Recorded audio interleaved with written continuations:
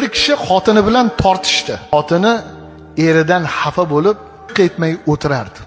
Er aytdiki xotinga: "Ey xotin, agar sen dedi, bomdod vaqti kirguncha gapirmasang, taloqsan" dedi. Ayolligiga borib shu erdan qutulaman dedi-da.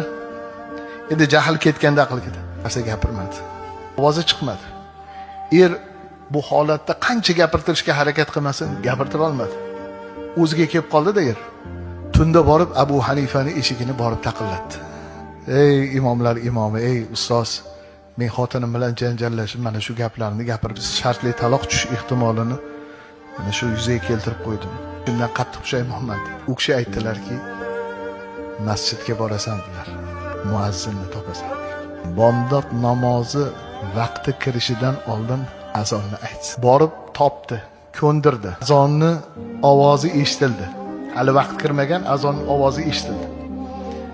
Shunda xotin endi bomdod bo'pti deb, "Alhamdulillah, sendan mana ajradim, taloq tushdi" deganda er, "Bekorlarni aytibsan, hech qanaqa taloq tushmadi, hali bomdod vaqti kirmadi" degan ekan.